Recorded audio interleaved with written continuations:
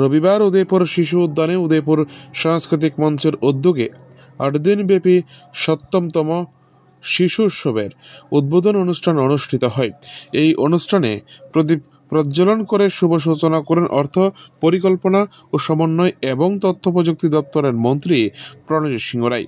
এছাড়া অন্যান্যদের মধ্যে উপস্থিত ছিলেন বিধায়ক অভিষেক দেবরায়, উদয়পুর পৌর পরিষদের চেয়ারম্যান শীতল চন্দ্র মজুমদার, উদয়পুর সাংস্কৃতিক মঞ্চের সভাপতি গৌতম নন্দী, শিশু উৎসব কমিটির আহ্বায়ক তথা সম্পাদক দীপঙ্কর চক্রবর্তী সহ আরও অনেকে।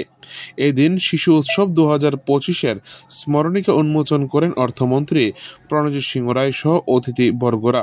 পাশাপাশি কলা উৎসবে রাজ্যভিত্তিক অনুষ্ঠানে দিশালত, নবরূপ ভট্টাচার্য, মনোজিৎ দেবনাথ এই 3 জন কৃতিত্ব লাভ করেছে তাদেরকে সংবর্ধনা প্রদান করে।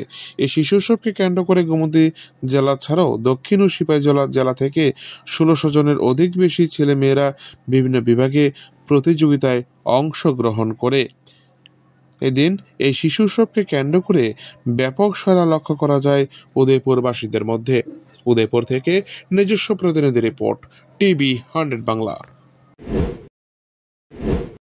সৃষ্টি করেছে এর মধ্যে পরে যে শিক্ষা ব্যবস্থাকে এমন পর্যায়ে নিয়ে গেছে যে আজকে এখানে যারা শিশুরা উপস্থিত হয়েছে একটা বড় অংশ আমার মনে হয় তারা নার্সারি স্টেজে আছে বা অনেকে বেশিরভাগই তারা প্রি প্রাইমারি স্টেজে আছে।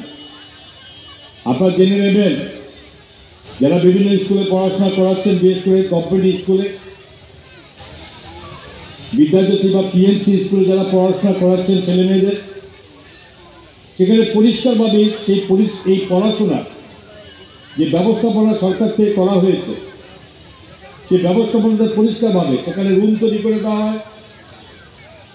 ছোটো ছোটো শিশুরা যে নার্সারি স্টুডেন্টস বা প্রি প্রাইমারি থেকে শুরু করে সে তাদের মতো করে শুনবে, তাদের মতো বসবে, তাদের মতো খেলবে এবং শিক্ষকরা কিন্তু ফলো আপ করে স্টুডেন্টদের যে তারা কোন কোন বিষয়ে তারা আগ্রহী এবং কোনটা তারা ভালোভাবে রপ্ত করতে পারবে।